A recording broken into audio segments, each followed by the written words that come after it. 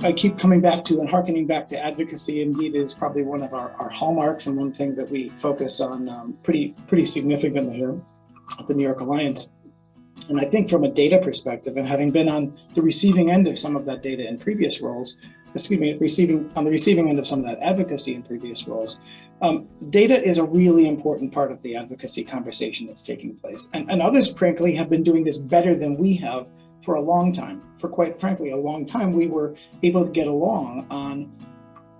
passionate and compassionate stories about supporting individuals with disabilities and saying to lawmakers and policymakers, we do good things for people with disabilities, you need to fund our supports. Now we need to be able to, and we need to engage in that conversation in a more a data-oriented way. Sure, those stories still remain very valuable, but they are less the front and center. They're more the backup to, hey, we've got the data to prove this is what our experience has been over a period of years, and therefore there's a policy issue that really needs to be addressed. Let me give you an example with a story, with an individual's experience, et cetera, et cetera. We've been also collecting our own data on a very regular basis, which is a little bit more updated than the NCI data, but the opportunity to confirm what we have been experiencing and have been collecting in our own data collection efforts through the NCI efforts kind of adds credibility to the entire effort, and quite frankly, adds credibility to some of our our individual survey data as well.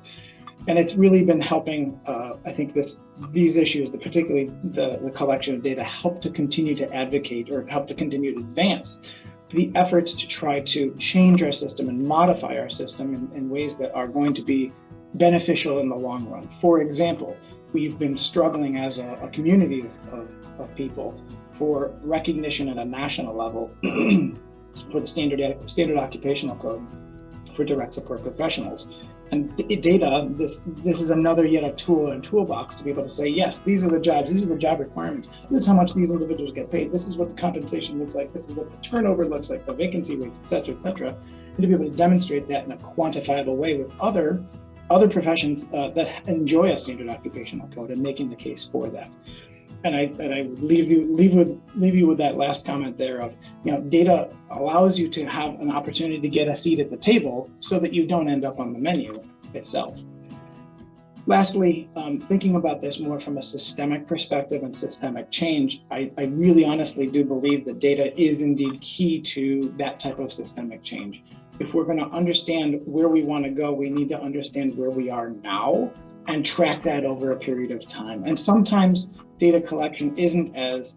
flashy or as sexy as it might end up showing in a longer term way, specifically in those short term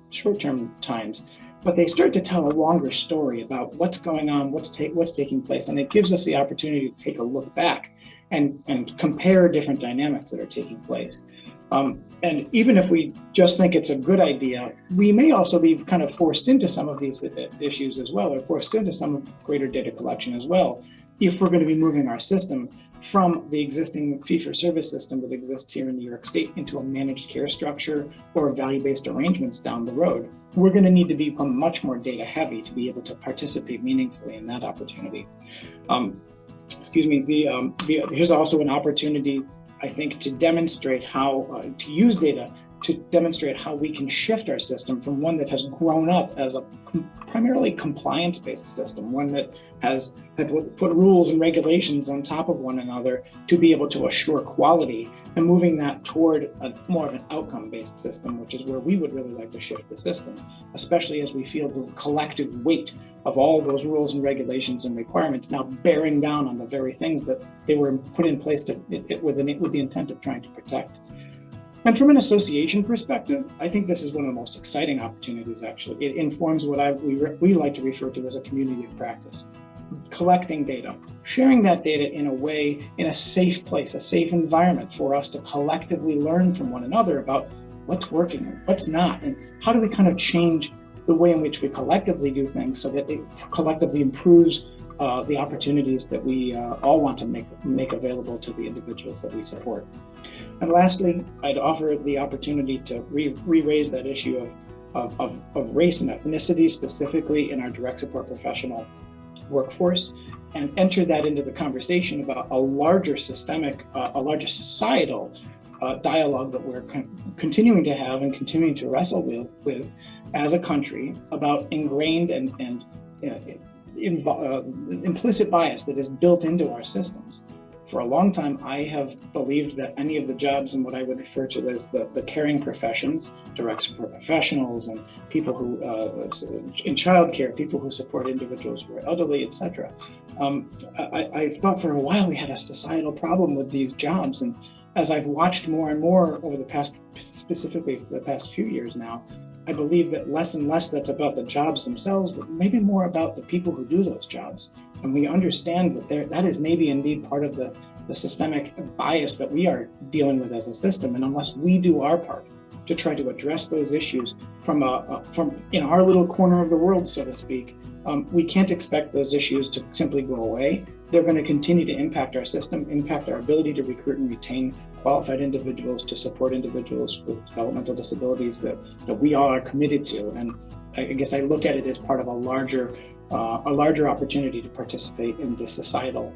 changes and challenges that we're wrestling with, and hopefully to make some progress. So I'll be available on Friday to help answer any questions that might arise from this presentation or from the panel, and I look forward to speaking with you all then.